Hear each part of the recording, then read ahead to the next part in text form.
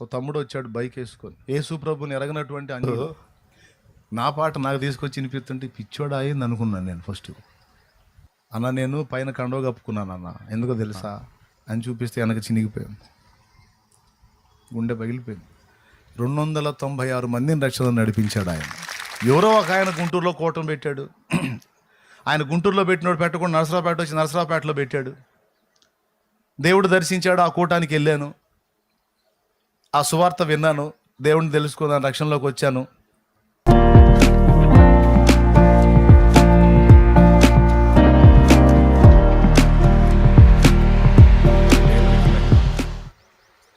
చాలా సంతోషం, చాలా చాలా హ్యాపీగా ఉంది. మీరు దైవజనులు కూడా కూడి రావటం ఇక్కడ, రైట్, అందరం కలిసి సంఘటితంగా ఐక్యంగా చాలా సంతోషం. అందరం కలిసి మందిర ప్రతిష్ఠ ఆరాధన చేద్దాం. ఇంకా సేపట్లో కొద్దిగా దేవుని వాక్యం చెప్పుకుందాం. ఏదో నీ ప్రేమ, ఆయన కృప. అవును, ఇక వాక్యం చెబుతాను, జాగ్రత్తగిను, ప్రశాంతంగిను అయ్యా. వాళ్ళని కూడా దీవిస్తాడు దేవుడు, నువ్వు కూడా రక్షించబడతావు. అసలు అందుకే మరి ఇక్కడ దాకా వచ్చింది నేను. చూడు మరి దేవుడు ఎలాంటి కార్యం చేస్తున్నాడు. దేవుడు లక్షల మంది ముందు నిలబెట్టింది ఆయనే, వేల మంది ముందు నిలబెట్టింది ఆయనే, 100 మంది ముందు కూడా నిలబెట్టేది ఆయనే, 50 మందిని కూర్చోబెట్టి కూడా వాక్యం చెప్పమంటాడు ఆయన. నేను అనుపాలెం పోయాను స్థలాన్ని ప్రతిష్ఠ చేయటానికి, ఎవరికి చెప్పకుండా పోయా సైలెంట్గా. అప్పుడప్పుడు కూడుకున్నారు అందరూ, ఒక 50 మందిలో కూడుకొని కుర్చేసి కూర్చోబెట్టి వాక్యం చెప్పు. లక్షల మందికి చెప్పించాడు, ఆ 50 మందికి కూడా చెప్పించాడు దేవుడు, ఆయన కృప. అలాగా పట్టణాలు, పెద్ద పెద్ద సిటీలు ఆశగా ఎదురు చూస్తున్నాయి. శాలేమన్నారు, రా మా దగ్గరికి రా, మా దగ్గరికి రా, మా దగ్గరికి రా. తీసుకొచ్చి దమ్మాలపాడులో కూర్చోబెట్టాడు దేవుడు. ఆశ్చర్యం కదా. నేను హెచ్చులకి చెప్పట్లా, నాకు దేవుడి చిన్న కృప మీకు తెలుసు. దేవునికి స్తోత్రం. అవునా, సిటీలు ఎదురు చూస్తూ ఉన్నాయి, అవి వదిలిపెట్టేసి మారుమూల ప్రాంతాలకు తీసుకొచ్చి దేవుడు చెప్పరా ఇక్కడ మాట్లాడని దేవుడు మాట్లాడిస్తూ ఉన్నాడు, ఆయన కృప.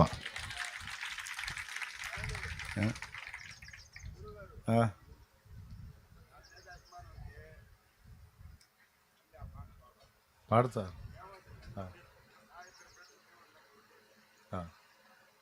దానియాలు ఏం చేస్తున్నా, కూర్చొని మళ్ళీ పాడమంట పాడతా. మాట్లాడలే, నేను వాక్యం మొదలు పెడితే మాట్లాడలే ఇంకా. అవును, అయిపోయినాక పాడతాను, అయిపోయాక పాడతాను, ప్రశాంతం కూర్చో. రండి దేవుని వాక్యాన్ని చూద్దాం. హెబ్రీ పత్రిక 10వ అధ్యాయం. హెబ్రీ పత్రిక 10వ అధ్యాయం. ఇక వాక్యం మొదలు పెడుతున్నాను, ఇంక అందరు నిశ్శబ్దంగా వినాలి. 24, 25 వచనాలు చదువుతున్నాను, చూడండి. హెబ్రీ పత్రిక 10వ అధ్యాయము.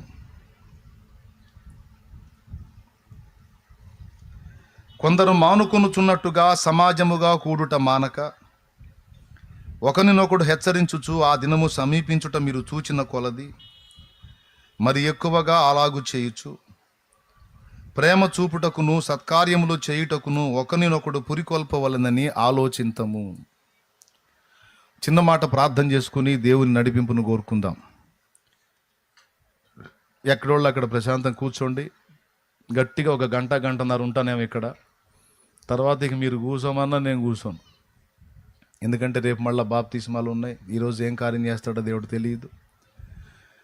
కాబట్టి వరుసగా నేను తిరుగుతూనే ఉండాలి, ఆ ప్రాంతాలు తిరుగుతూ ఉండాలి.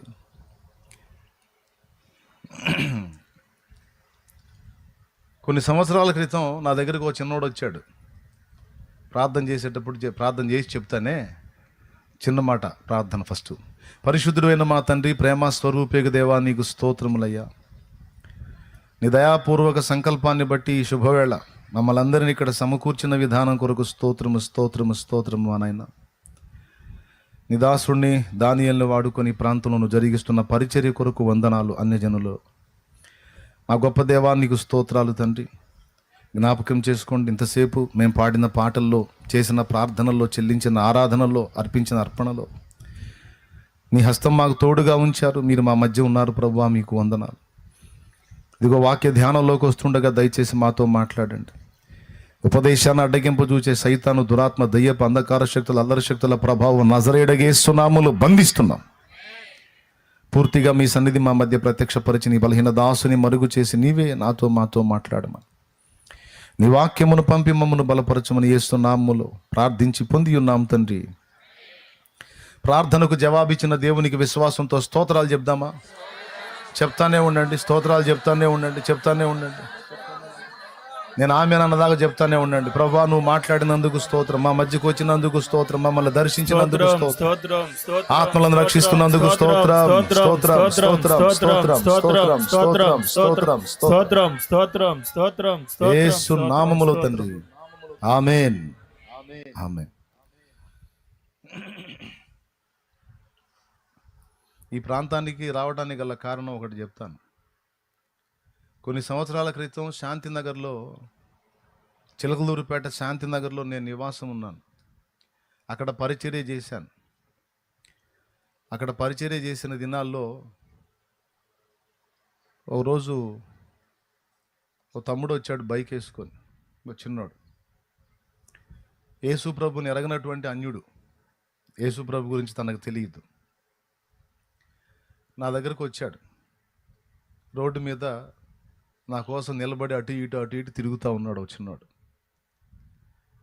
నేను మందిరంలో ప్రార్థన చేసుకొని నేను ఉండే ఇంటి దగ్గరికి నడుచుకుంటూ వస్తుంటే నన్ను నిలవేశాడు.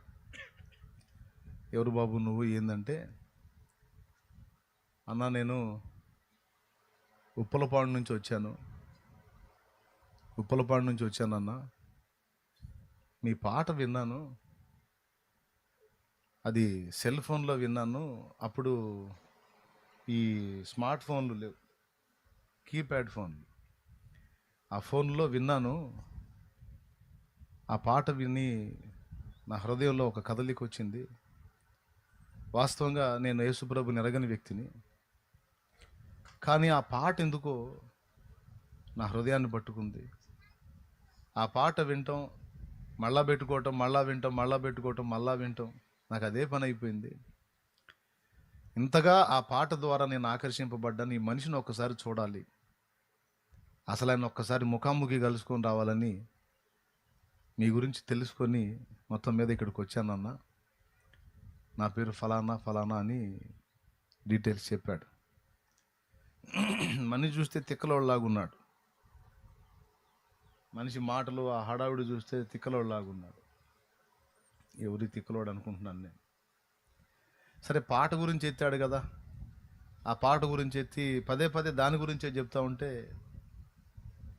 ఉంటారుగా పాపం కొంతమంది, ఈ తిక్కలోని పాట దర్శించినట్టుంది, పద్దాకల పాట గురించి చెప్తున్నాడు అని నేను అనుకున్నా. తర్వాత కాసేపు దేవుని గురించి చెప్పా. ఇంకా నేను వెనకాడేది లేదన్నా. ఆ పాట నా హృదయంలోకి వచ్చింది. యేసు ప్రభుని ఇంక నేను వదిలిపెట్టను అన్నాడు.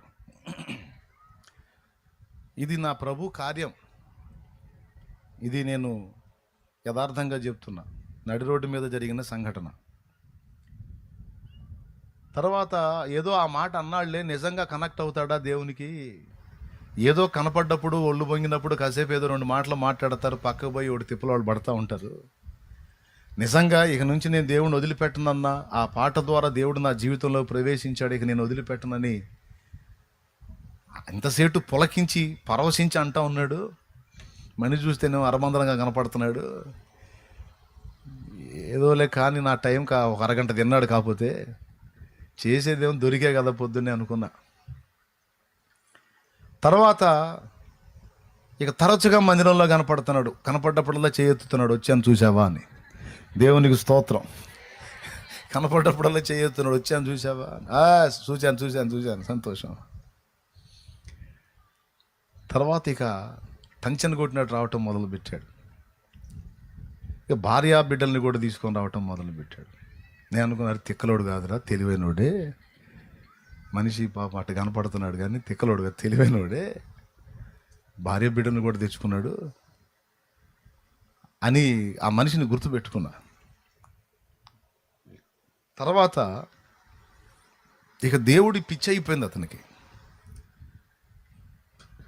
పని చేసుకోవటం రావటం ఇక అదే ధ్యాస, దేవుడే దేవుడే దేవుడే దేవుడే. ఒక పాట మనిషిని ఇంత ప్రభావితం చేస్తుంది అంటే అది సినిమా పాట అయితే ఆ లోకంలో కలుస్తాడు, కానీ అది జీవం గల దేవుని పాట. ఆ పాటలో ఉన్న మాటలు శాలేమన్నయ్య కాదు, యేసయ్య మాటలై. ఆ మాటలకి ఆ పాటకు ఆ దమ్ముంది, హృదయాలను కదిలించే దమ్ము, జీవితాలను పరివర్తనలోకి తెచ్చే దమ్ము దేవుని మాటలకి, దేవుని పాటలకు ఉంది. దేవుని మహాకృపను బట్టి అతడి ఆసక్తి నన్ను ఆకర్షించింది. ఇక ఉందా లేదా, తిన్నానా తినలేదాగా దేవుని సన్నిధిని గాచుకుంటా, ఎప్పుడు పరిచర్య ఉందన్నా వచ్చి పరిచర్య చేస్తా, ఎప్పుడు ఇక దేవుడి పిచ్చిలోనే ఉండిపోయేటట్టు కనపడ్డాడు. అప్పుడు నాకు సంతోషం కలిగి, తమ్ముడా ఏంది నీ ఆలోచన, ఇక అదే ధ్యాసలో అదే లోకంలో ఉంటున్నావు, ఇంకా మరి కుటుంబము, బాధ్యతలు, మరి ఫ్యూచర్ ప్లానింగు, డబ్బు సంపాదన ఇట్లాంటివి ఉంటాయి కదంటే, అవన్నీ ఏం లేవన్నా. నా ఊపిరి దేవుడు తీసుకునే లోపు 4 ఆత్మల్ని రక్షణలోకి నడిపించి యేసయ్యకి అప్పచెప్పాలన్న ఆశ తప్ప ఇంకా నాకు రెండో ఆలోచన లేదన్నా అన్నాడు. ఎస్, దేవుణ్ణి నమ్ముకున్నాడు, మారు మనసు పొందాడు, అంతటితో ఆగకుండా వెంటనే బాప్తీసం కూడా తీసుకున్నాడు. ఆ తర్వాత బాప్తీసం తీసుకొని ఇక పిచ్చి పట్టినట్టుగా దేవుణ్ణి సేవించటం మొదలుపెట్టి నా కళ్ళను ఆకర్షించి చివరికి నేనే అతన్ని ప్రశ్నించేటట్టుగా నా ముందు కనపడ్డాడు. చివరికి అతని ఆసక్తి కనపరిచినప్పుడు విని, అంటే నీకు దేవుని సేవ చేయాలని ఉందా? అవును, సరే నేను కూడా ప్రార్థన చేస్తానని ప్రార్థన చేసి, మొత్తం మీద కొంతకాలం అభ్యాసం పొంది, తర్వాత దేవుని యొక్క ఏర్పాటు ప్రకారం ఒక ప్రాంతానికి నేను వెళ్తున్నానన్నా అని చెప్పి పరిచర్యకు బయలుదేరి వచ్చి తనకు దేవుడిచ్చినటువంటి కృపను నిరూపించుకొని చిన్నదో పెద్దదో ముందు ఒక పరిచర్యను మొదలుపెట్టి ఆ ప్రాంతంలో స్థిరపడి ఒక సేవకుడై ఒక సంఘాన్ని కట్టి ఇప్పుడు ఒక పరిచర్య జరిగిస్తూ ఉన్నాడు. ఆ కుర్రోడు ఎవరే కాదు, ఇక్కడ సేవ చేసే మీ దానియేలు. దేవునికి స్తోత్రం. అర్థమైందా? దానియేలు కొన్ని సంవత్సరాల క్రితం పాట ఏందో తెలుసా? నీ ఆశ నిరాశ కానే కాదు, వేదన ఎందుకు, నీ కన్నీరు కలకాలముండదు, కలతే చెందకు. ఆ పాట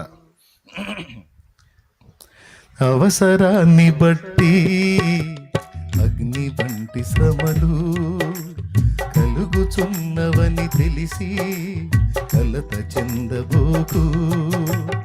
అవసరాన్ని బట్టి అగ్ని వంటి శ్రమలు కలుగుచున్నవని తెలిసి కలత చెందబోకు.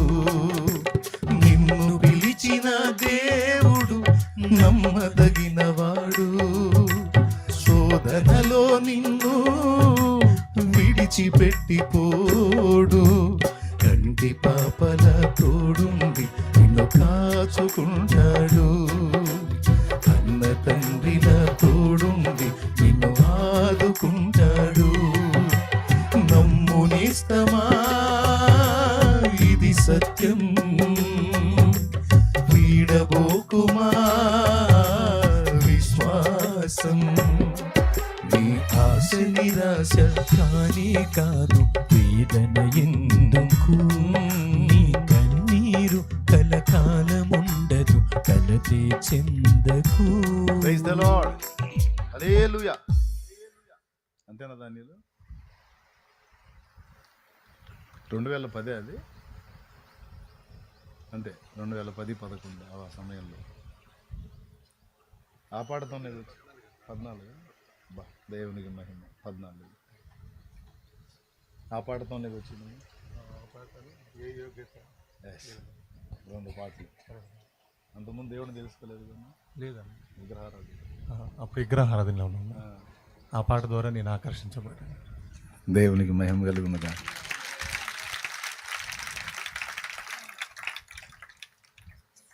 ఆయన పాడమంటే నేను ఎందుకు పాడాను అనుకున్నా? ఒక్కొక్క పాటలో నీ మాట దేవుడు హృదయాన్ని పట్టుకుంటాడు. తర్వాత అలాంటి మనిషి మారాడు అనుకో, 100 మందికి సమాధానం చెప్పగలుగుతాడు. నమ్ముకోండ్రా యేసుప్రభువే నిజమైన దేవుడు, నమ్మితే పరలోకం లేకపోతే పోతారు నరకానికి అని చెప్పి అలాంటి వాడు చెబుతాడు. పోయి చెప్పాలా, అట్ట తయారు కావాలి, ఇట్ట తయారు కావాలి అతను కూడా. అందుకు గొంతు బాగాలేకపోయినా పాడాను. తృప్తి చెందాడు మనిషి. ఇక దేవుని మాటలు వింటాడు. ఇప్పుడు దానియేలు సాక్ష్యం మీకు అందరికీ స్పష్టంగా చెప్పేశాను. అలాంటి వాడు నా పాట నాకు తీసుకొచ్చి వినిపిస్తుంటే పిచ్చోడా అయింది అనుకున్నాను నేను ఫస్ట్. తిక్కలోడే నా పాటగా దేశే పాటలే ఈ పాట విన్నా, ఈ పాట అన్నా, ఈ పాట అంటే నాకు మెంటలోళ్ళు కూడా తగులుతుంటారు అప్పుడప్పుడు. ఈ మెంటల్ సరికేమో పొద్దునే నన్ను పట్టుకున్నాడు. కాదు తెలివైనోడే అంత ముగ్ధుడైపోయాడు. ఆ తర్వాత కుటుంబీకులు యాక్సెప్ట్ చేయలేదు కదా, ఒప్పుకోలేదు. కుటుంబీకులు ఒప్పుకోలా. మైక్ పట్టుకో, చెప్పు, ఇంట్రెస్ట్ ఉంటాయి అయ్యా. కొంతకాలం తనుండే నివాసాన్ని, ఏ ఊరది, గురిజవల్లో తనుండే నివాసంలోనే పరిచర్య ఏర్పాటు చేయడానికి దైవజనుడికి తన ఇంటిని అవకాశం ఇచ్చి, ఆ ఇంట్లో కూటం పెట్టండి అన్న, పరిచర్య చేసుకోండి అన్న అని తన ఇంటిని ఇచ్చేశాడు. ఇప్పుడు ఆ గురజవల్లో ఒక సంఘం, మందిరం కట్టుబడి పరిచర్య జరుగుతుంది. ఎంతకాలానికి బాప్తీసం పొందావు నాయన? తెలుసుకున్న వెంటనే పొందావు? తర్వాత 1 సంవత్సరం లోపునే తీసుకున్నాం. ఆ కుటుంబీకులు 6 నెలల లోపు. రైట్. దేవునికి స్తోత్రం కలుగును గాక. ప్రభు దర్శించిన తర్వాత ఇంకెక్కువ టైం తీసుకోకుండా రక్షించబడ్డాడు. అంటే మీ కళ్ళ ముందు కనపడుతుంటాడు కదా, అందుకని చెబుతున్నాను. ఆయన స్టోరీ మీకు తెలియాలి కదా. ఒకప్పుడు విగ్రహారాధికుడుగా ఉన్న దానియేలు దేవుని పాట ద్వారా పట్టబడి మారు మనసు పొంది డైరెక్ట్గా నా దగ్గరకు వచ్చి దాన్ని ఒప్పుకొని, ఆ తర్వాత పాప క్షమాపణ నిమిత్తం బాప్తిస్మం పొంది, యేసు ప్రభు సాక్షిగా కొంతకాలం సంఘ సహవాసంలో ఎదిగి ఉపదేశాన్ని పొంది, కొంత అభ్యాసం పొంది, తనకున్న భారాన్ని బట్టి తన ఇంటినే మందిరానికి అప్పచెప్పి అక్కడ పరిచర్య జరిగి, ఆ తర్వాత వాళ్ళు మందిరం కట్టి అక్కడ ఒక సేవ జరుగుతూ ఉంది ఇప్పుడు గురజవల్లో. ఆ తర్వాత ఆయన దేవదర్శనం ప్రకారం ఇక్కడికి వచ్చి ఇక్కడ ఉన్నటువంటి ఆత్మల్ని బలపరుస్తూ ఇప్పుడు ఒక మందిరం, ఒక సంఘం, ఒక పరిచర్య ఇక్కడ ఏర్పాటు చేసి, దేవుడు నాతో మాట్లాడేది ఏంటంటే, అరే తిక్కలోడు అనుకున్నావు కదరా, తిక్కలోడు కాదురా, నేను ఏర్పరచుకున్నవాడు, నేను పిలిచినవాడు, నేను ఆకర్షించుకున్నవాడు. ఇప్పటికి కూడా ఒకవేళ ఫ్యామిలీ మెంబర్స్ అనుకుంటుండొచ్చు, పని పాట వదిలేసి, పైసలు సంపాదించడం వదిలేసి, సేవాగేవని ప్రతి ఒక్కడు ఇదో వేసం మరిగారు, బాగా ఇదో దరువు కనుక్కున్నారు, ప్రతి ఒక్కడు బతకలేక బడిపోతున్నారు అన్నట్టు అన్నారు. ఇప్పుడు కూడా అంటానే ఉన్నారంట. ప్రియులారా, రెక్కలు ముక్కలు చేసుకుని చాకరీ చేయడానికి అలవాటు పడ్డాడు, పనికి దడవడు, కష్టానికి దడవడు. కానీ సత్యం తెలుసుకున్న తర్వాత, ఎవరో కష్టపడి ఒక మహానుభావుడు సువార్త చెబితే అది విని నేను మారాను, అంటే ఒకటి కష్టాన్ని నేను అనుభవించి నేను రక్షించబడి ఈరోజు మనశ్శాంతిగా ఉన్నాను. బ్రతుకుట క్రీస్తే, చావైతే లాభం, పరలోక రాజ్యం స్వతంత్రించుకున్నాను.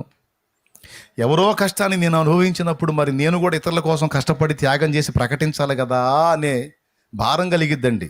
అందుకు వస్తాడు సేవకి. మీకు అర్థమైందా?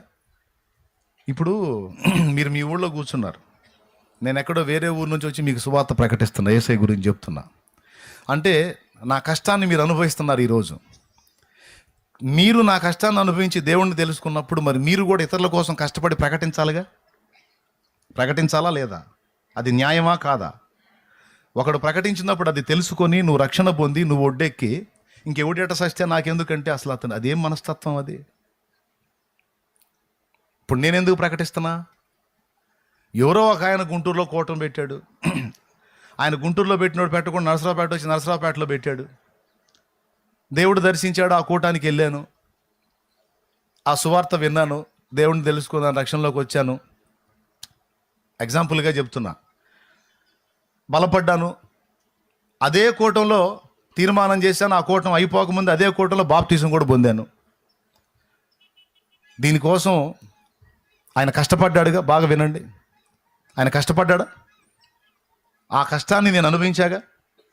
ఒకవేళ ఆయన వచ్చి అక్కడ కూటం పెట్టి సువార్త చెప్పకపోతే నాకు ఏసై తెలియదుగా, నేను నమ్మేవాడిని కాదుగా, నేను లోకంలోనే బతికేవాడినిగా, అంధకారంలోనే అందులోనే చచ్చేవాడినిగా, చచ్చి నరకానికి పోయేవాడినిగా. ఈరోజు నేను పరలోక రాజ్య వారసుని అయ్యాను. నా జీవితం మారింది. అన్ని రకాల వ్యసనాలన్నిటిని వదిలేసి ఈరోజు ఒక మనిషిగా విలువైన జీవితాన్ని జీవించడానికి, నిజమైన దేవుణ్ణి తెలుసుకోవటానికి, ఆయన నమ్ముకోవటానికి, కుటుంబాన్ని కట్టుకోవటానికి, శాపగ్రస్తమైన జీవిత అనుభవాల్లోంచి ఆశీర్వాదకరమైన అనుభవాల్లోనికి రావడానికి యేసయ్య శిలువ త్యాగమైతే, ఆ శిలువ సువార్తను తీసుకొచ్చి నాకు ప్రకటించినోడిది త్యాగం కాదా? త్యాగమేనండి. ఆయన పెళ్లి కూడా చేసుకోవాలా, కుటుంబం లేదు, భార్యా బిడ్డలు లేరు, ఒంటి పక్షి, ఒంటరి జీవితం. బాగుందన్నా పట్టించుకునేవాళ్ళు లేరు, బాగలేదన్నా పట్టించుకునేవాళ్ళు లేరు. అలాంటి ఒంటరి ఏకాకి జీవితం జీవించి సువార్త ప్రకటిస్తే అలాంటి వాడి త్యాగం, కష్టం నేను అనుభవించి నేను మారు మనసు పొంది రక్షణ పొందాను. నా దేవుడు నన్ను అడిగిన ప్రశ్న, ఎరా అవతలోడు కష్టాన్ని నువ్వు అనుభవించావు, మరి ఇతరుల కోసం నువ్వు కష్టపడవా? అవతలోడు ప్రకటిస్తే నువ్వు విని మారు మనసు పొంది రక్షణ పొంది పరలోకం పొందుకున్నావు, భూమి మీద జీవితాన్ని కూడా విలువగా మార్చుకున్నావు. మరి నీలాగా నన్ను తెలుసుకోనోళ్ళు, ఎరగనోళ్ళు బోళ్ళు అంతమంది ఉన్నారు కదరా, లక్షల మంది సమాజంలో. మరి వాళ్ళకి ఎవరు చెప్తారు? ఒకడు చెప్తే నువ్వు విని బాగుపడ్డావు, మరి నువ్వు చెప్తే కదరా 10 మంది వినేది. నా వ్యాపారాన్ని దీవించు, ఆశీర్వదించు, కానుకిత్తా అంటావా? ఎవడికి కావాలరా నీ కానుక? రారా నువ్వు నా పరిచర్యకు అని పిలిచాడు ఆయన. రారా నువ్వు సేవకి రారా. నాకేమో సేవ అంటే భయం. సేవ అంటే చావు, అన్నిటినీ చంపుకోవాలి. కోపం వచ్చినా భార్యను కొట్టకూడదు. ఆవేశం వచ్చి ఏదైనా ఎదురు మాట్లాడిన పెటామని కొట్టామనుకో, విశ్వాసులు వచ్చి చెబుతారు, ఏమని అన్నయ్య వాక్యం ఏం చెబుతున్నా?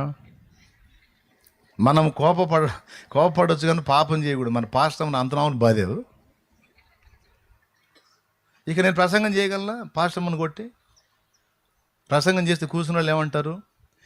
ప్రసంగం ఎట్టుంటుంది? మనము ఎంత కోపం వచ్చినా, ఆవేశం వచ్చినా చెయ్యెత్తి కొట్టరాదు అన్నాను అనుకో, కూర్చున్న వాళ్ళు, నేను కొట్టంగా చూసిన వాళ్ళు ఏమంటారు? నిజమే, ఈయన అస్సలు కొట్టడు, అస్సలు మనిషి కోపాన్ని కూడా కోపడు, కోపమే రాదు పెద్ద మనిషికి. మొన్న కళ్ళారా చూసి అవంతులు పట్టుకుని బాధేడా ఉన్నాయి అంటారనరా. కాబట్టి కోపం వచ్చినా తిట్టరాదు, కొట్టరాదు, సౌమ్యంగా చెప్పుకోవాలి. ఎక్కడ కూడా ఏ తేడా ఉండకూడదు. అన్ని విషయాల్లో శరీర తత్వాలన్నీ చంపుకొని జీవించాలి. కాబట్టి అది కష్టం. ఆ విధంగా చేసి ఎదుటి వాళ్ళని దేవునిలోకి నడిపించి వాళ్ళకి మాదిరికరంగా బతకాలంటే చిన్న విషయం కాదు అది. అన్ని విధాలా విమర్శిస్తారు. కొంచెం తేడా కనపడ్డా ఎగతాళి చేస్తారు, విమర్శిస్తారు. మళ్ళీ విశ్వాసులు ఎన్ని పొరపాట్లు చేసినా సేవకుడు ఆదరిస్తాడు. సేవకుడు ఒక్క పొరపాటులో కనపడ్డా కూడా విశ్వాసులు కాకులు పొడిసినట్టు పడుతూ ఉంటారు. ఎట్ట చేస్తాడు ఆయన, అట్ట చేస్తాడు, 10 మందికి చెప్పేవాడైతే అట్టెట్ట చేస్తాడంట అని పొడుస్తారు. అదే విశ్వాసి తేడా పడి వచ్చాడు అనుకో, దైవజనుడు గుండెకి హత్తుకొని ఆదరిస్తాడు. పొన్లే బిడ్డ, మారు మనసు పొంది ఉపవాసం ఉండి సరి చేసుకొని ఆ తండ్రి నేను క్షమిస్తాడని దైవజనుడు ధైర్యపరుస్తాడు. ఇలా ధైర్యపరిచే దైవజనుడు పాపం పోనీలే ఏదో కోపతాపన్న అనుకుంటారా విశ్వాసులు? అనుకోరు. కోపతాపనాన్ని ఒప్పుకోరు. ఎట్లా చేస్తాడండి? సేవకుడు అయి ఉండి 10 మందికి మాదిరి అయి ఉండి. ఈ బాధలన్నీ నాకు తెలుసు. అందుకని నేను సేవకు రాను. దేవుడికి ఏం ప్రార్థన చేశానంటే, వ్యాపారాన్ని దీవించు, అవసరమైతే 10 మంది పాస్టర్లకు సాయం చేస్తాను, నేను మాత్రం రాను సేవకి అంటే. ఇదే విధంగా దర్శించాడు దేవుడు. అరే, ఒకటి కష్టాన్ని నువ్వు పొందావు, ఒకని త్యాగాన్ని నువ్వు అనుభవించి రక్షింపబడ్డావు, మరి నీ త్యాగం వద్దా బిడ్డ ఇతరుల కోసం అని దేవుడు మాట్లాడినప్పుడు సిగ్గు అనిపించింది నాకు. మీకు తెలుసా, ఇండియాకి సువార్త మోసుకొచ్చినటువంటి భక్తులు ప్రాణాలు ఇక్కడే పెట్టేశారు. వాళ్ళ దేశాలు, ప్రాంతాలు, కుటుంబాలు మొత్తాన్ని వదిలేసి ఈ ప్రాంతంలో నశించిపోతున్న ఆత్మల కోసం రక్షించడానికి వచ్చి మొట్టమొదట 2000 సంవత్సరాలకు ఇంచుమించు సమీపంలో 2000 ఏళ్లకు దగ్గరగా క్రితం దిద్దుమానబడిన తోమా వచ్చాడు. 1900 సంవత్సరాల క్రితం కేరళకు వచ్చాడు. తోమా ఎవరో తెలుసా? యేసు ప్రభు 12 శిష్యుల్లో ఒకడు. ఆయన భారతదేశానికి మొట్టమొదట అడుగుపెట్టినటువంటి క్రైస్తవుడు. 1900 సంవత్సరాల క్రితం ఆయన ఇండియాకు వచ్చాడు. కేరళ ప్రాంతానికి వచ్చి కేరళ ప్రాంతంలో 7 ప్రాంతాల్లో 7 సంఘాలు కట్టాడు. 7 సంఘాలు కట్టాడు. సువార్త చెప్పింది. మొట్టమొదటి ఇండియాకి సువార్త తెచ్చింది ఆయన. దేవునికి స్తోత్రం. ఆ తర్వాత చెన్నై ప్రాంతానికి వచ్చి చెన్నైలో కూడా ఒక ప్రాంతంలో దేవుని పరిచర్య చేస్తా ప్రకటిస్తా అక్కడ కొంతమంది కలిసి ఆయన హత్య చేశారు, ప్రాణం పెట్టాడు. అక్కడ తన ప్రాంతం ఎక్కడ? యెరూషలేము. అక్కడి నుంచి వచ్చి యూదా దేశం అక్కడి నుంచి వచ్చి ఇండియాలో ప్రాణం పెట్టి ఇక్కడే హతసాక్షి మరణం పొందాడు దిదుమానబడిన తోమ. ఎందుకు? ఆయన ఉండే దేశంలో ఆయనకి ఇల్లు గడవకనా, కడుపు నిండకనా? కాదు కాదు. లోకరక్షకుడైన యేసయ్య ఆయనను గూర్చిన సత్య సువార్త ప్రజలకు చెప్తే జీవితాలు మారుతాయి, కుటుంబాలు కాపాడబడతాయి, నశించిపోతున్న ఆత్మలు రక్షించబడతాయి, ప్రజలు నిత్య జీవానికి చేరతారు, అజ్ఞానాంధకారంలో నుండి బయటకు వస్తారు, జీవితపు విలువలు మారిపోతాయని త్యాగం చేసి ఇండియాకు వచ్చి సువార్త మొదలుపెట్టిందే దిదుమానబడిన తోమ.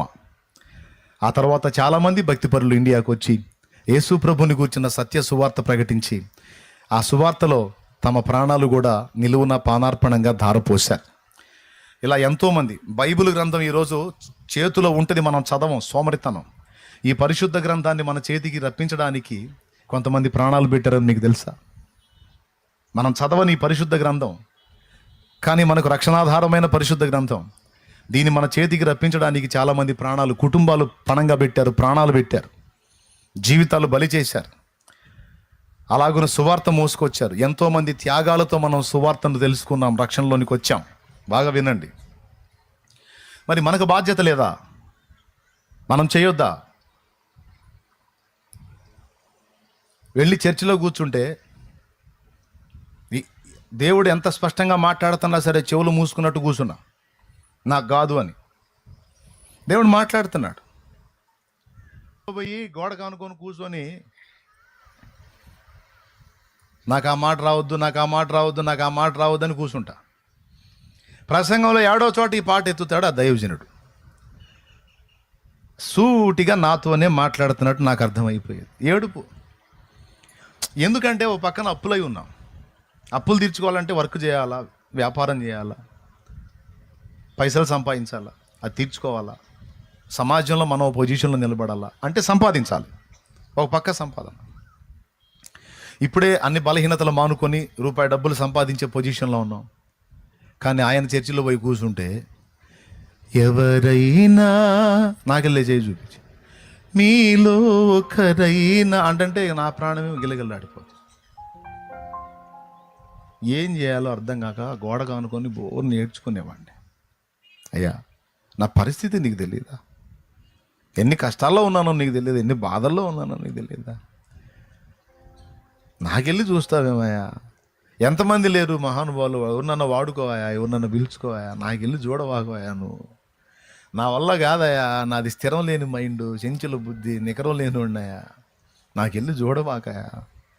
నాకంటే మంచివాళ్ళు బోళ్ళు అంతమంది ఉన్నారయా, వాళ్ళకి వెళ్ళి చూడయా. నేనేం చేస్తా, నా బొంద నాకేం తెలిసి వచ్చిద్దయా, నన్ను పిలుస్తావేమయ్యా? ఆయన మాట్లాడతాడు. బలిపీఠం మీద నుంచి దైవజనుడు వాక్యంలో నుంచి నన్నే స్ట్రైట్గా టార్గెట్ చేస్తూ ఉంటాడు. నేనేమో ఇక ఏం చెప్పలే. ఆయన సమాధానం ఏంటి తెలుసా? నేను పిలిచాను, చాలామందిని పిలిచాను, వచ్చారు, మళ్ళీ నాకు హ్యాండ్ ఇచ్చి వెనక్కి వెళ్ళారు. నేను నమ్మిన వారిలో కొందరు మోసం చేశారు, వెళతామని చెప్పి వెనుకకు తిరిగారు. నేను నమ్మిన వారిలో కొందరు మోసం చేశారు, వెళతామని చెప్పి వెనుకకు తిరిగారు. మీరైనా మీలో ఒకరైనా,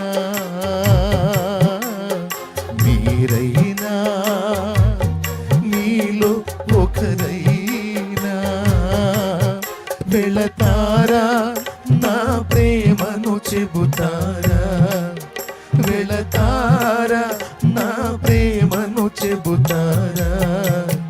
నా పేరే తెలియని ప్రజలు ఎందరు ఉన్నారు, నా ప్రేమను వారికి ప్రకటింపన్ కొందరి ఉన్నారు. అంటే ఆయన ఏం మాట్లాడుతున్నాడంటే, కొంతమంది ఆసక్తిగా వచ్చారు, నేను ఆత్మని రక్షిస్తాను ప్రభా, నీ సేవ చేస్తాను ప్రభా అని వచ్చారు. కొద్ది కాలం తర్వాత డబ్బు వ్యామోహంలో పడి నన్ను వదిలిపెట్టి డబ్బు వెంటబడి కొట్టుకుంటా ఉన్నారు. సేవను నిర్లక్ష్యం చేశారు, ఆత్మల భారాన్ని వదిలేశారు. అనేక ప్రాంతాలకు పరిచర్యను విస్తరింపజేసి అనేక ప్రాంతాలకు వెళ్ళి ప్రకటించి ఆత్మని రక్షించాల్సినటువంటి బాధ్యతను విస్మరించి నా పరిచర్యను నిర్లక్ష్యం చేసి వాళ్ళు ధనాపేక్షలై ఆగిపోయారు. వారిలో భారం చల్లారిపోయింది. కొంతమంది లోకాశల్లో పడ్డారు.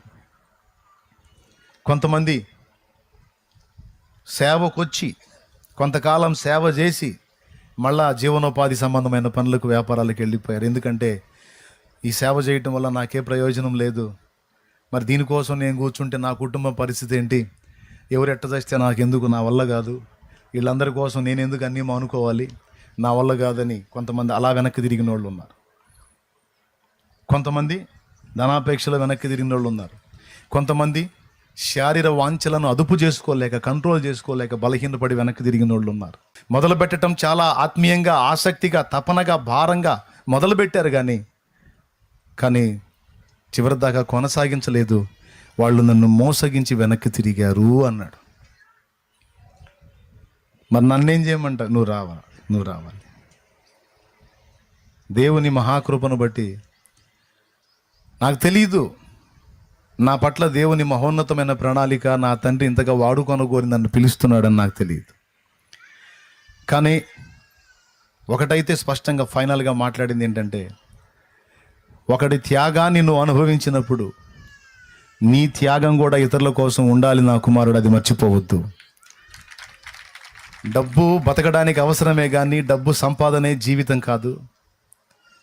నువ్వు ఎంత తిప్పలు పడి డబ్బులు సంపాదించినా ఆ డబ్బు నన్ను తెచ్చి నీకు ఇవ్వదు. కానీ నీవు నా మాట విని నాకు లోబడితే ఈ లోకాన్ని మొత్తాన్ని తెచ్చి నీ కాళ్ళ కింద పెట్టగల సమర్థత నాకుంది.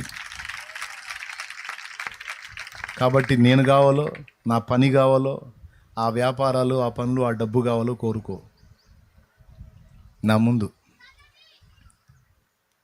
అప్పుడు తీర్మానం చేసుకొని, అయినా భయం లోపల, నాకంత సామర్థ్యం లేదు ప్రభు. మొండికేస్తే ఆయన రావాల్సిన రూట్లో వచ్చాడు, దిమ్మ తిరిగింది, బొమ్మ కనపడింది, లైన్లోకి వచ్చా. మరి సాఫ్ట్గా చేతితో ఒకడు వినడు, అప్పుడు ఆయన రూట్లో ఆయన వస్తాడు. మరి ఇలాగ ఇన్ని రకాలుగా నలిగి, ఇన్ని రకాలుగా ప్రెజర్ అయ్యి, ఇన్ని బాధలతో వద్దు అనుకుంటా సేవలోకి వచ్చానని ఎవరికి తెలుసు? ఒక మాట అంటమైతే అంటారు అనేవాడు, బతకలేక బడి పంతులని ప్రతి ఒక్కడు బైబిల్ ఒకటి బట్టి తిరుగుతూ ఉన్నారు బతకడానికి. కానీ ఎవడికి తెలుసు ఈ బాధ? ఎంత ప్రెజర్ అయ్యి, ఎన్ని బాధలు పడి వద్దు అనుకుంటా బలవంతంగా పట్టుకొచ్చాడు. దైవజనుల పరిస్థితి అది. వాళ్ళ హృదయంలో క్రీస్తు ప్రేమ కుమ్మరింపబడి ఉంటుంది. ఆ ప్రేమ ఆత్మల రక్షణ కొరకు పరితపిస్తూ ఉంటుంది. పనికి వెళ్తాడు, పని చేద్దామని, చేయబుద్ధి కాదు, ఏడుస్తూ కూర్చుంటాడు. ఎందుకురా ఏడుస్తున్నావు అంటే, సత్యం తెలిసి ఉండి దేవుని గురించి లోకానికి ప్రకటించాల్సిన నేను నా కడుపు చూసుకుంటా ఉన్నాను, ఆత్మలు నశించిపోతున్నారని ఏడుస్తూ కూర్చుంటాడు. క్రికెట్ ఆట స్టార్ట్ అయింది ఇంగ్లాండ్లో.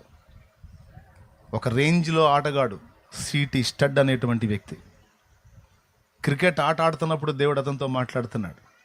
అతను బాల్ కొట్టినప్పుడు గ్రౌండ్లో ఉన్న వాళ్ళందరూ గొడవ చేస్తారు కదా. సిక్సర్ కొట్టాడు అనుకో గందరగోళం చేస్తారు, 4 కొడితే గందరగోళం చేస్తారు.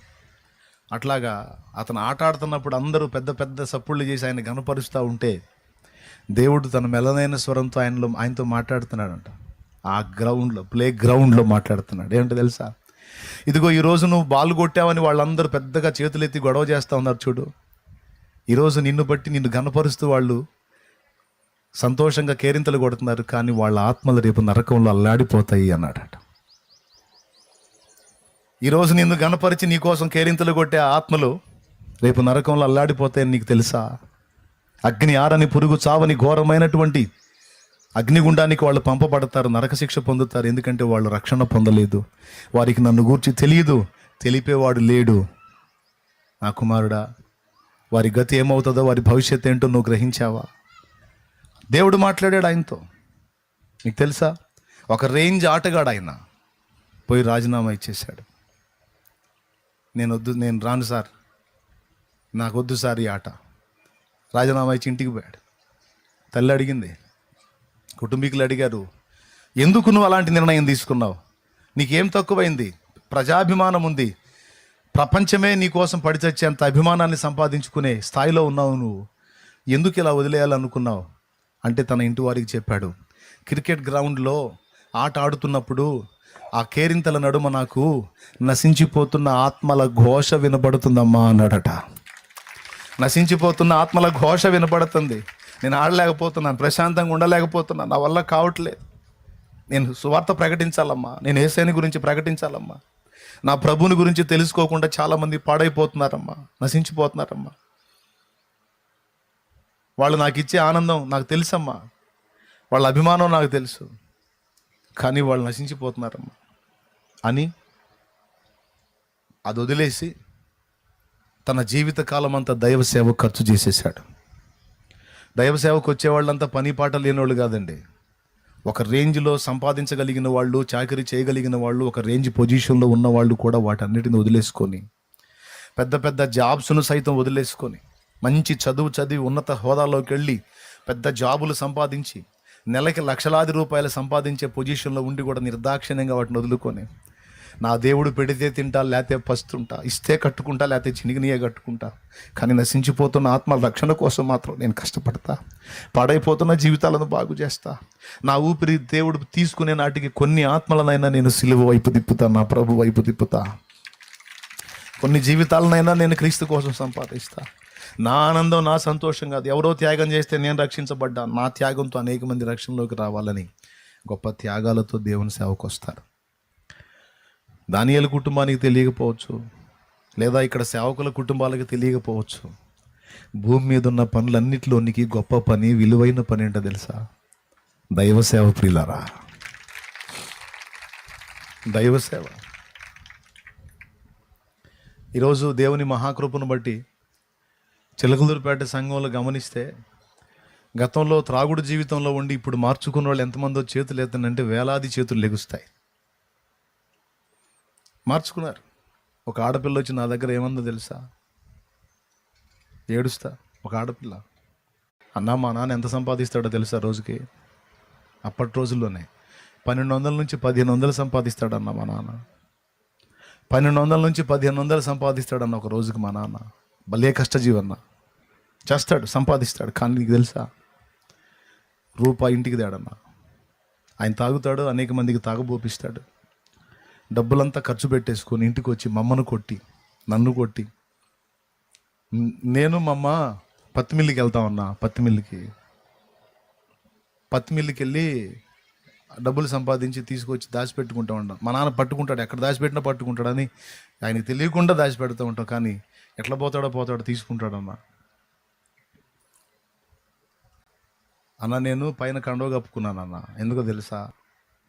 ఇదిగో నా జాకెట్, లంగా జాకెట్ వేసుకుంది ఆ పాప, నా జాకెట్ చూడన్నా అని చూపిస్తే వెనక చినిగిపోయింది, గుండె పగిలిపోయింది, చినిగిపోయింది వెనక. యవనస్తురాలు ఆడపిల్ల, ఎంత సిగ్గండి. కానీ నేను ఎలాంటి స్థితిలో ఉన్నా మా నాన్నకి దయలేదన్నా.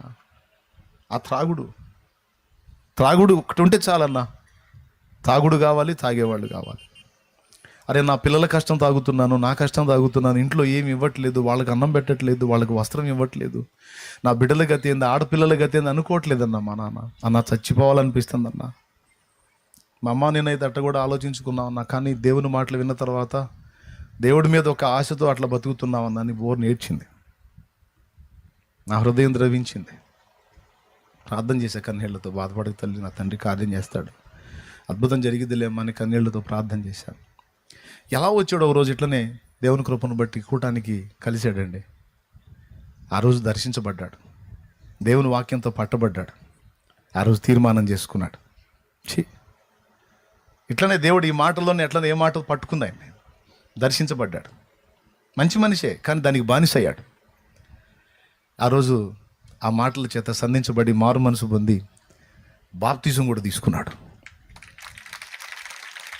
తీసుకొని ఇక దాని జోలికి పోలా మళ్ళీ దాని జోలికి పోలా. ఫ్రెండ్స్ బలవంతం పెట్టారు మళ్ళీ అతను అందులో దించాలని. ఇంకా లేదురా, నా ఊపిరి ఇంకా ఆయనతో పోవాల్సిందే, కానీ మళ్ళీ ఆ చెడిపోయిన జీవితంలోకి నేను రాను అని చెప్పేశాడు వాళ్ళకి. చెప్పి ఇక సంపాదించడం మొదలుపెట్టాడు. అదే పాప మళ్ళా కలిసి ఆనంద బాష్పాలు దాల్చింది. అన్నా నీకు తెలుసా, మా నాన్న మారాడు, బాప్తీసం ఇచ్చావు, ఇప్పుడు దాగట్లా సంపాదిస్తూ ఉన్నాడు, దేవుని కృపను బట్టి ఇంత అమౌంట్ మిగిలింది, ఇదిగో స్థలం కొనుక్కున్నాం, ఇల్లు మొదలు పెట్టబోతున్నాం, ప్రార్థన చేయన్నా అని వచ్చింది.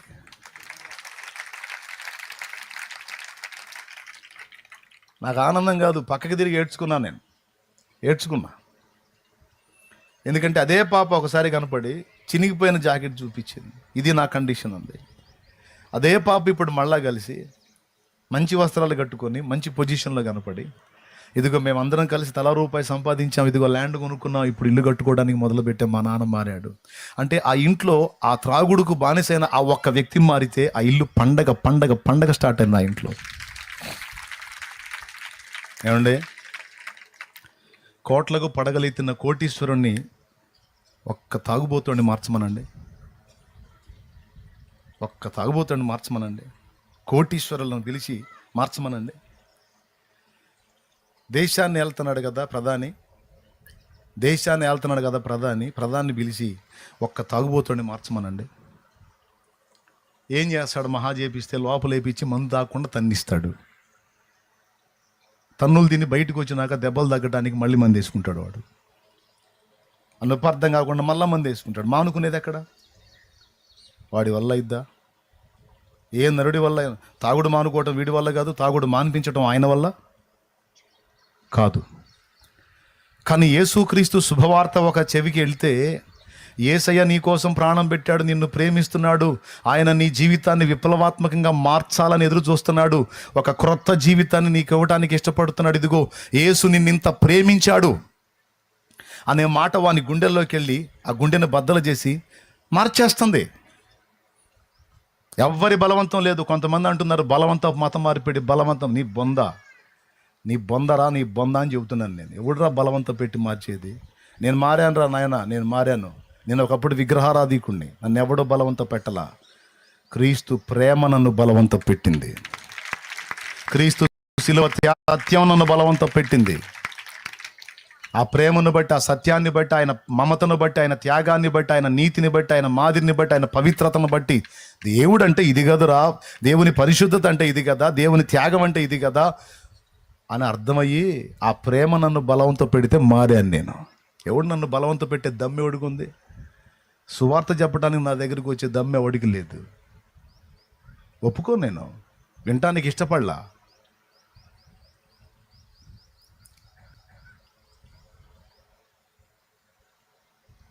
అలాంటి వ్యక్తిని నేను చేంజ్ అయ్యాను. క్రీస్తు ప్రేమ ఏముందో నాకు తెలియదు అంటే ఆయన ప్రేమలో శక్తి ఉంది, అది వాస్తవం.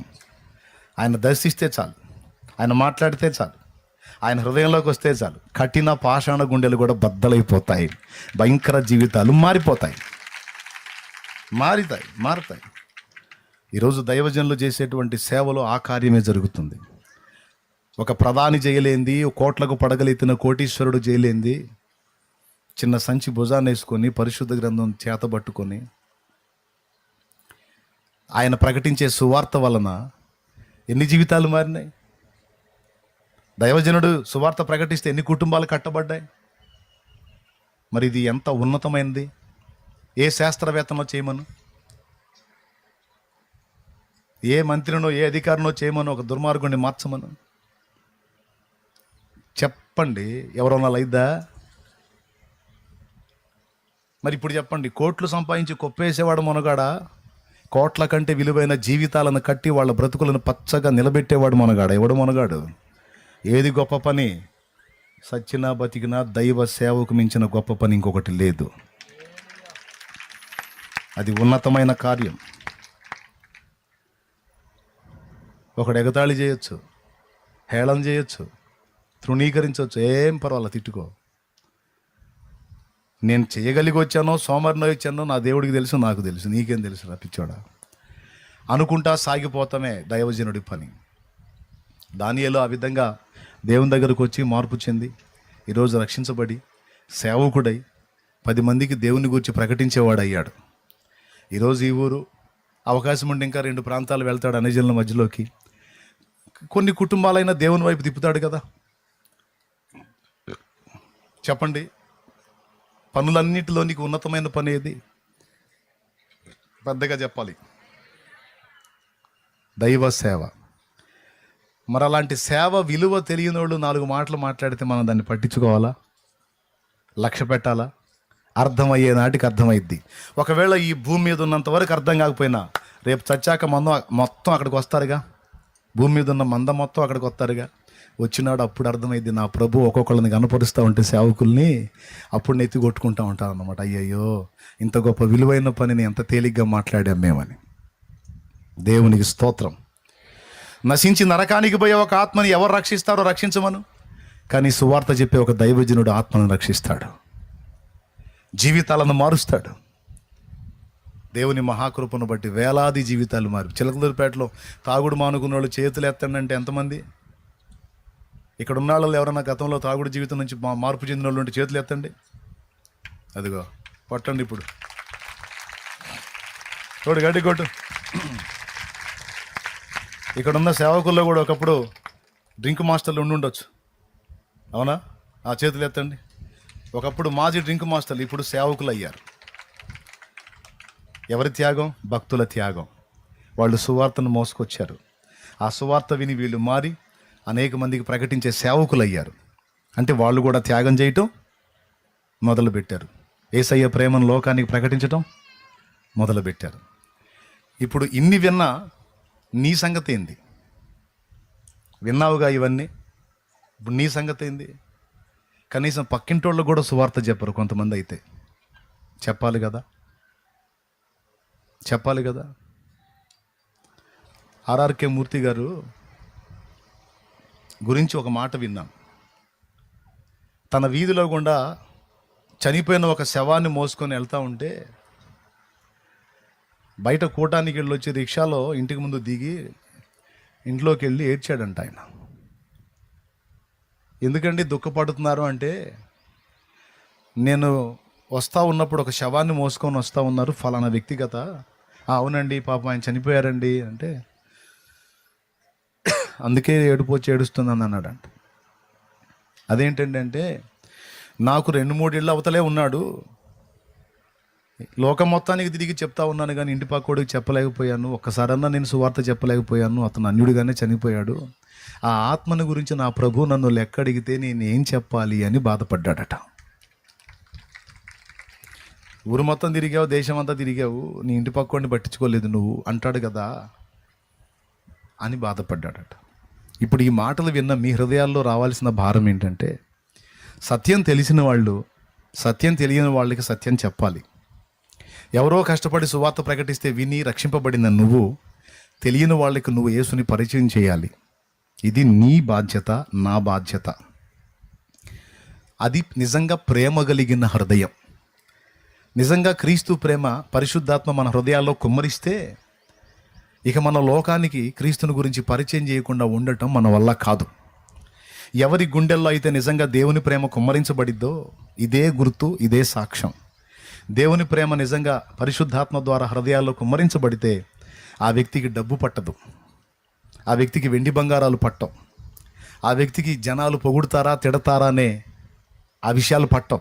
ఆ వ్యక్తికి ఒకటే తెలుసు, దేవుని ప్రేమ ఆ వ్యక్తి గుండెల్లో ఉంది కనుక తెలియని వాళ్ళకి నేను యేసయ్యని గురించి పరిచయం చేయాలి, ఈ వ్యక్తికి చెప్పాలి, ఈ వ్యక్తికి చెప్పాలి, ఈ వ్యక్తికి చెప్పాలి, ఈ వ్యక్తికి చెప్పాలన్న తపనే. ఎందుకు చెప్పకపోతే నశించిపోతారు. ఆ సంగతి ఈ వ్యక్తికి తెలుసు కాబట్టి ఇక గుండె నిండా అదే తపన ఉంటుంది. కొంతమందికి అది పిచ్చితనంగా కనపడిద్ది. ఒరే భక్తి చేయాలి, మరీ భక్తి చేయాలి కానీ పిచ్చోడు కాకూడదురా. ఒరే నీ పిల్లగాడి సల్లంగుడు ఎప్పుడన్నా చూడు యేసుప్రభు ఏం పెడతాడ్రా? యేసుప్రభు పద్ద ఆకలి యేసుప్రభు అంటే కూడి పెడతాడంట్రా. పద్ద ఆకలి యేసుప్రభు అంటే కూడి పెడతాడంట్రా. ఎరా ఎప్పుడన్నా ఒకసారి యేసుప్రభు అనాలా? కదిలితే బుడికి మన బాప్తీసం వాడు ముందు వస్తారు. ఎరా మాంసం తింటున్నావు, ఎముకలు మెళ్ళ వేసుకుంటామంటరా. ఏదో దేవుడు సాయం చేసాడు, రూపాయి కానుకేయాలా, సందా వేయాలా, అంతటితో మామ అనిపించుకోవాలి. అంతేగాని ఏందో యేసుప్రభు అని పోతున్నారు, బాప్తిస్మాలు తీసుకుంటున్నారు. ఇక అదే పిచ్చి అయిపోయింది, దొరికినోడు కల్లా అదే గోల. ఆ అమ్మాయి అంత బాగుండేది, కమ్మగా రోజుకు ఒక సినిమా చూసుకుంటా, ఖాళీ ఉన్నప్పుడు బయట వచ్చి జిగ్గు ఆడుకుంటా, అష్టాచమ్మ ఆడుకుంటా, గవ్వలాడుకుంటా, గోవలాడుకుంటా, ఎంత బాగుండేది. పోతే కూర్చుంటే పోసుకోవాలి మీటింగ్లో ఎన్ని మాటలు మాట్లాడేది. ఇప్పుడు పోయి కూర్చుంటే అరే కదిలి నోరు తెరితా యేసుప్రభు యేసుప్రభు, పిచ్చెక్కుతుంది ఆ మనిషి దగ్గర పోవాలంటే. ఆ మనిషిని పిచ్చిదాన్ని చేసి పెట్టారు వాళ్ళు యేసుప్రభులో. పిచ్చిది కాదురా, పిచ్చోడా. దేవుని ప్రేమ గుండెల్లో కుమ్మరించబడింది. అందుకే నువ్వు నశించిపోకూడదు, నువ్వు నాశనం కాకూడదు, నీ కుటుంబం బాగుండాలి, నువ్వు రక్షింపబడి పరలోకి వెళ్ళాలని ఆ గుండె కొట్టుకుంటుంది. ఒకప్పుడు అవి తెలియవు, ఇప్పుడు తెలుసుకొని అల్లాడుతుంది. అది సాక్ష్యం. ఎంతమందికి అర్థమైంది? ఎంత తిన్నాం, ఎంత సంపాదించాం, ఎంత కొప్పేసాం కాదు, ఎన్ని ఆత్మలను రక్షించామన్నది సాక్ష్యం. ఎన్ని జీవితాలను నిలబెట్టామన్నది సాక్ష్యం. ఎంతమందికి నా యేసయ్యని పరిచయం చేశామన్నది సాక్ష్యం. రేపు అక్కడికి పోయినాక బహుమానాలు ఉన్నాయి, మరి అందరి కష్టానికి జీతాలు ఉన్నాయి. పాట ఎత్తుకుంటే చాలు, ఆపకుండా పడతారు మీరు. ఇహలోక బంధాలు మరచి నీ ఎదుటే నేను నిలచి, ఇహలోక బంధాలు మరచి నీ ఎదుటే నేను నిలచి, నీవిచ్చు బహుమతులు నీ స్వీకరించి నిత్యానందముతో పరవశించువేలా, నీవిచ్చు బహుమతులు నీ స్వీకరించి ఒక మాట ఇప్పుడు ఏం పాడారు మీరు? ఏం పాడారు? ఏది పాడండి. నువ్వు ఆగండి, మీరు ఆగండి, మీరు పాడండి. పెద్దగా పాడండి, సిగ్గుపడకండి, పాడండి. నీవిచ్చు బహు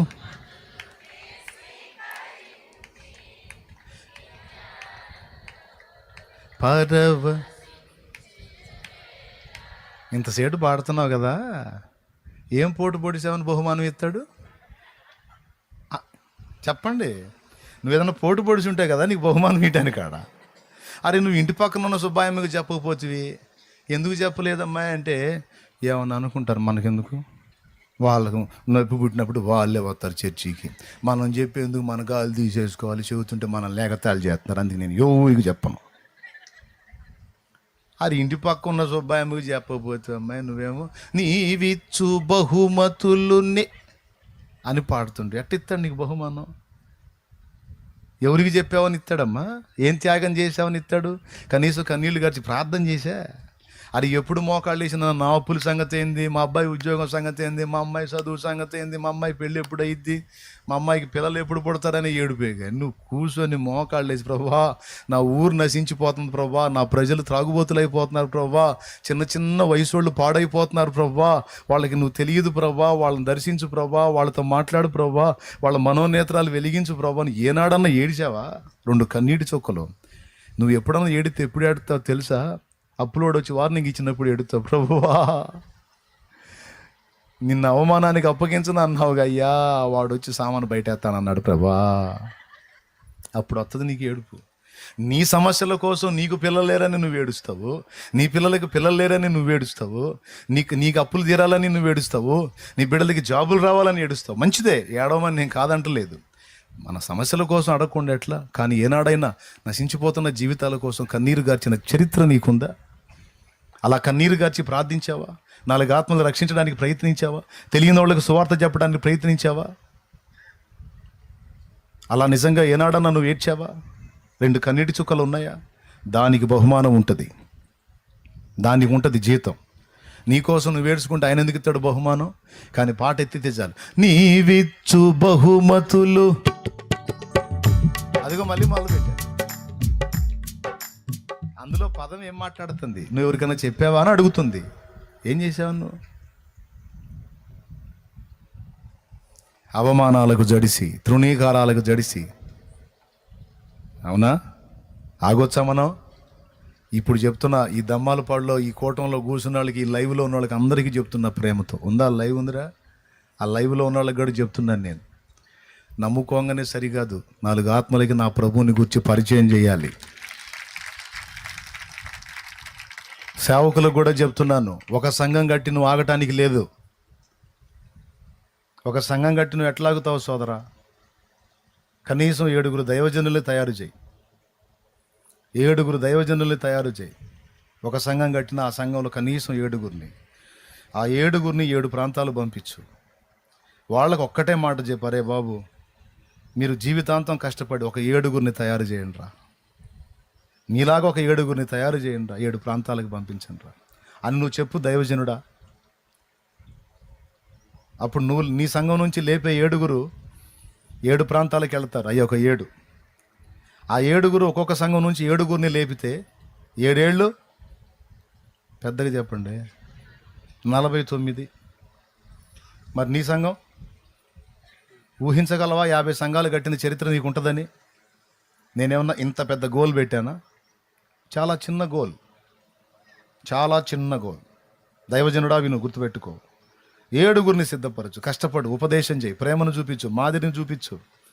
ఒక 7 తయారు చేయి. నీకంటే ఉత్తముల్ని కాకపోయినా కనీసం నీ అంతటి వాళ్ళని ఒక 7 తయారు చేయి. దేవునికి స్తోత్రం కలుగును కాక. వదిలే వాళ్ళని 7 ప్రాంతాలకి, నువ్వు మరి కొన్ని ప్రాంతాలు సంచరించు. ఎవడు చెప్పాడు నువ్వు ఒక 50 సంఘాలు కట్టలేవని? ఎవడు చెప్పాడు ఒక 50 ప్రాంతాలు నువ్వు ప్రభావితం చేయలేవని? నీకు తెలియకుండానే అయిపోద్ది ఆ పని. దేవునికి స్తోత్రం. పెద్దగా చెప్పండి. దైవజనులకు చెప్తున్నాను, దైవజనులు వివేకం కలిగిన వాళ్ళు చురుగ్గా తీసుకుంటారని. మీకు కూడా చెప్పా క్లియర్గా. ఎవరో త్యాగం చేసి సువార్త ప్రకటిస్తే మనం విని రక్షణ పొంది ఒడ్డెక్కి కూర్చోవటం కాదు, మనం కూడా త్యాగం చేసి సువార్త ప్రకటించాలి. నా ప్రభు పిలిస్తే సేవ కూడా రావాలి. ఆమేన్. ఇవన్నీ జరగాలంటే ముందు నువ్వు మారు మనసు పొంది, ముందు నీ పాపాలన్నీ కడగబడి నిమిత్తం బాప్తిస్మం పొంది నువ్వు ముందు పరిశుద్ధపరచబడాలి.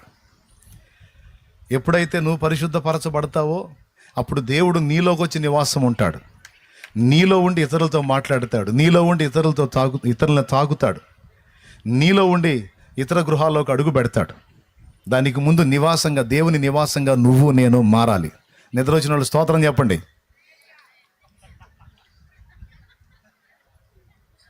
మెలుగుతున్న వాళ్ళు చెప్పండి. లేకపోతే నాకెందుకండి ఈ బాధలన్నీ? నాకెందుకండి? శుభ్రంగా గుక్కెడి తిని పొట్టరుద్దుకుంటూ గుట్ట కూర్చోవచ్చుగా. ఎందుకు ఈ బాధ? ఊపిరున్నంత వరకు ఒక్క రోజు కూడా పోనీకూడదు. నా ప్రభుని ప్రకటిస్తానే ఉండాలి, ప్రజలకు తెలియజేస్తానే ఉండాలి. ఆల్రెడీ తెలుసుకున్న వాళ్ళని చైతన్యపరచాలి, వాళ్ళకి భారం కలిగించాలన్న రందితో తిప్పలు పడుతున్నాను. ఈరోజు ఇక్కడ, రేపు ఇంకో చోట, ఆ తర్వాత రోజు ఇంకో చోట, ఆ తర్వాత రోజు ఇంకో చోట, ఆ తర్వాత రోజు ఇంకో చోట, వరుసగా. ఎందుకు? పైసల కోసమా? ప్రభు కోసమా? That's all. ఈరోజు ఈ వర్తమానం విన్న యవన బిడ్డలు, స్త్రీలు, పురుషులు అందరూ కూడా ఎవరు మత్తులు లేరు. ఒక్కళ్ళు కూడా కన్నుమేట్లు, అందరూ చురుగ్గా ఉన్నారు, షార్ప్గానే ఉన్నారు. ఈరోజు ఒక తీర్మానం చేయండి. నిజమే, నేను తెలుసుకున్నాను కానీ ఏసై గురించి ఇతరులకు చెప్పలేదు అన్నోళ్ళు ఇక నుంచి నేను చెప్పాలి. గువ్వలాటలు, గవ్వలాటలు, అష్టాచమ్మాలు, చెమ్మచెక్కలు, సినిమాలు, సీరియళ్ళు కాదు, నా ప్రభువుని గురించి నా ప్రజలతో మాట్లాడతానని తీర్మానం చేయాలి. ఈ మధ్యలో ఏడో తిరుగుతున్నాడు ముసలోడు, ఉన్నాడా? దొండపాడు అడ్డుగా ఉన్నాడు. ఆ దొండపాడు ఆయన చూడండి, ఆయన చూడండి, వయసు చూడండి. సింపుల్గా 75 ఉంటాయి. సేవకులు కూడా చూడండి. ఇట్రావే.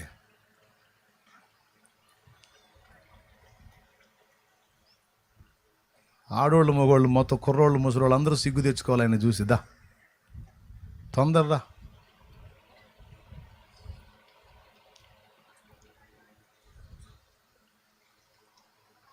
ఆయన వయసు ఎంత? నీ వయసు ఎంతే? 77 ఏళ్ళు అంట. అటు తిరిగి వందనాలు చెప్పు. 77 ఏళ్ళయా? ఇప్పటి వరకు నువ్వు నమ్ముకుంది ఏ సంవత్సరం రక్షణ పొందింది? ఏ సంవత్సరం అది? 2012 2012 2011 12లో అంతే, 2011 ఆ మధ్యలో అంతే, 11లోనే. చూడండి అయ్యా, అంతకుముందు బరిగోడ్ల వ్యాపారం నువ్వు చేసింది, వ్యాపారం చేశాడు. 2011లో నమ్ముకున్నాడు అంటే ఇప్పటికి ఎన్ని ఏళ్ళు? 14 ఏళ్ళు. 14 ఏళ్ళు ఆయన దేవుళ్ళలోకి వచ్చి 14 ఏళ్ళు అంటే ఇప్పటికి 77 అంటే అప్పుడు ఎంత వయసు? కనీసం 63. అవునా? 63 ఏళ్ళు అప్పుడు నమ్ముకున్నాడు, ఇప్పుడు 77. చెప్పు, ఎంతమందిని రక్షణ నడిపించావు నువ్వు?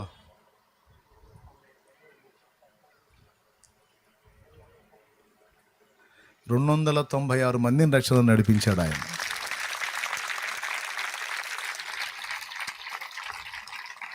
కొట్టు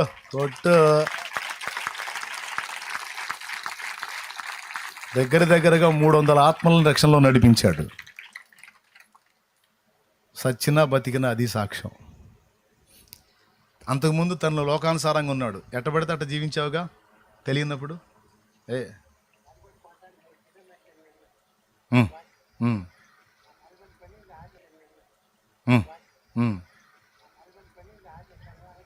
అలవాట్లు ఉన్నాయి అప్పుడు నీకు. ఫుల్ టింకర్ అంట. ఆ మైకి ఇస్తే బాగుండి వినపడిద్ది. అది చెప్పవే, ఆ మాట చెప్పు. ఫుల్ టింకరా? నా కొడుకులు తాగి, నేను తాగి, నా అల్లుళ్ళు తాగి. అల్లుళ్ళు తాగుతారు, కొడుకులు తాగుతారు, తండ్రి కూడా తాగుతాడు. నేను కూడా తాగేవాడిని. తాగి నా జీవితంలో శనివారం సాయంత్రం శాంతినగర్ బరి కొట్టుకుంటాను పోయా. ఆ కాయదాడు 500 తిన్నాడు నా కాడ. అరే 500 తిన్నా నాకు మేలు చేశాడు. అరే ఈసారి మోసం చేయనా, శాంతినగర్ బరి కొట్టు రమ్మను, రమ్మని తీసుకెళ్ళి 15 ఏళ్ళకు కొన్నా దోత శాంతినగర్లోనా? శాంతినగర్. అది అంటే అక్కడ మన కూటం పెట్టే దగ్గర, పుట్టూసి బట్టలు మా కూటం పెట్టే దగ్గరలో బరిగొడ్లో నేను కొనడానికి వచ్చాడంట. వచ్చా వచ్చినోడు ఇటు వచ్చావా? వచ్చి కాఫీ ఏం చేశాడంటే, ఆ శనివారం డబ్బులు కట్టి ఆదివారం పోయి డబ్బులు కడుతున్నా వాక్యం ఎక్కాడు. వాక్యం ఎక్కి వాక్యం చెప్పిన ప్రతి ఒక్క మాట నాకు తగిలవుతుంది. నా పుట్టకలో కవిత్రులై పుట్టి నేను చర్చికి పోను, నేనేదో ప్రత్యేకంగా నన్ను గురించి చెప్తున్నాను. నా జేబులో బీడీ కట్ట ఉంది, అగ్గి పెట్టి ఉంది, ముందు చేత కూడా ఉంది జేబులో. ప్రతి ఒక్క మాట నన్ను గురించి చెప్తున్నానని 2 కుర్రోళ్ళని పిలిచి వాళ్ళు అమ్ముకున్నా దిక్కులేదు గొడ్డు. తంతలో పోయి కట్టేసి పలానా దొండపడని చెప్పి చీట్లు రాపించండి. వాళ్ళు కట్టేసి వాళ్ళు నమ్మకత్తులు పాపం కట్టేసి వచ్చి బరిగొడ్లు వేరే వాళ్ళకి అప్పచ్చి పైన వచ్చి కూటంలో కూర్చున్నట్టున్నాడు. నేను కూర్చోవాలి అసలు. కూర్చోాలా? ఇక 50 ఇచ్చే 200 ఇచ్చే వాళ్ళకి ఇచ్చారు. 50 అన్నం తినిపోమని ఎక్కడైతే నిలుస్తున్నా ఆనే నిలుస్తున్నా 3 కిలోమీటర్లు. తాగిన నేత మొత్తం దిగిపోతున్నాడు. అప్పటికి వేసుకొనే ఉన్నాడు. దేవునికి స్తోత్రం. ఏనండా తాగిన నేత మొత్తం దిగిపోతున్నాడు. ఆ దిగిపోయిన కానీ ఇంటికి పోయి గొడ్డు అమ్ముకొని ఇంటికి పోయా. నాకు ఒక ఆలోచన పుట్టింది, ఎంతమంది దైవజనులు చెప్తున్నారు, నేను కవితుడే పుట్టి నేను చర్చికి పోను. నేను చిన్నపిల్లవాడప్పుడు మా అమ్మని చేసేది చూస్తా ఉండేవాడిని. తర్వాత నా భార్య చేయటం మొదలుపెట్టింది. నా భార్య చేతం మొదలుపెట్టింది కానీ నా కొడుకులకు ఉపయోగపడదు, నాకు ఉపయోగపడదు. నేను మారినాక నా కొడుకులు అల్లు మనవతంతా నీ బొడ్డు పెట్టలు దేశమని పడి నేను ఒకటి అనుకున్నా, దాంట్లో సంపాదించి నా కుటుంబం కట్టుకోవాలి. నా కుటుంబం కట్టుకున్నా నా పక్కన పోవాలి. నా కుటుంబం కట్టుకోలేదనుకో వాడు పోయి ముందు నీ కుటుంబం చూసుకుంటారుగా అని నా కుటుంబం కట్టుకున్నాక తర్వాత లోకమేం పడ్డా. పగత్తులే 70 మంది దొరికారు నా ఊళ్ళో.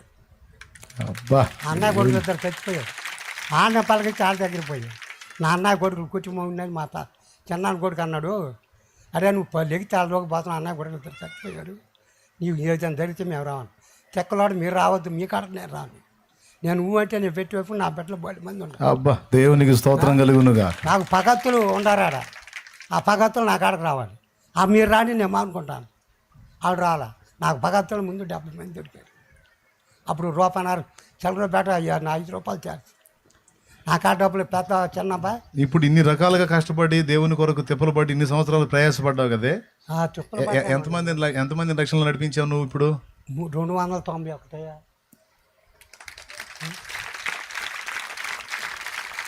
చాలు, నాకు సంతోషం. ఇప్పుడు మీకు ఈ సాక్ష్యం చూపించా. యేసు ప్రభుని నమ్ముకున్నానంటే నమ్ముకున్నాను కాదు, యేసు ప్రభుని గురించి పాడాను, ఎగిరాను, మాట్లాడానంటే మాట్లాడాను. ఇదిగో జీవితాలు మార్చాడు. వాస్తవమే, అది అబద్ధం కాదు, ఆయన పచ్చి నిజం ఆయన చెప్పేది. ఒకడే ఈ సాక్ష్యం ఇస్తే ఇలాంటి వాడు ఒకడు కాదు, దేవుని కృపను బట్టి నాకు ఇచ్చిన బిడ్డల్లో చాలామంది అలాంటి వాళ్ళే ఉన్నారు. ఈ విధంగా ప్రతి దేవుని బిడ్డ నడుంగట్టి ఇతరులకు సువార్త చెప్పి, రక్షణ విలువ చెప్పి, వాళ్ళకి దేవుని ప్రేమ చూపించి, వాళ్ళని క్రీస్తు చెంతకు నడిపించగలిగితే ఎంతమంది రక్షించబడతారు ఒక్కసారి ఆలోచించండి. కాటి కాలు చాచుకున్న ముసలివాడు, 77 సంవత్సరాల వయోవృద్ధుడు, దగ్గరగా 290 ఆత్మలు అంటే 291 ఆత్మ అంటే సామాన్యమైన విషయమా? దైవజనుడి వల్ల కూడా కాల, కొంతమంది సేవకుల వల్ల కూడా కాల అంతమందికి రక్షణ ఇవ్వటం, రక్షణలో నడిపించటం. కానీ ఆయన చేశాడు. రెండో పని లేదు, ఆత్మల భారంతోనే పరిగెత్తుతూ ఉంటాడు. అతన్ని బట్టి సంతోషపడాడు నా దేవుడు. నేను చెబుతున్న దైవజనుల కంటే కూడా గొప్ప అనిపిస్తాడు ఆయన. నాకే సిగ్గేసిద్ది. ఈరోజు మీకు అందరికీ కూడా కనువిప్పు కోసం ఈ విషయాలు చెప్తున్నా. అటు దైవ జనాంగానికి, ఇటు విశ్వాస గణానికి కేవలం కనువిప్పు కోసం ఈ విషయాలన్నీ నేను అందించాను స్ట్రైట్గా. నేను చదివించిన వచనం ఒకటి, నేను చెప్పిన విషయాలన్నీ వేరు. దానియేలు సాక్ష్యం ఒకటి మీకు వినిపించా. ఈరోజు ఇన్ని విన్నారు మీరు. మీ తీర్మానం ఏంటి? మీరేం నిర్ణయించుకున్నారు?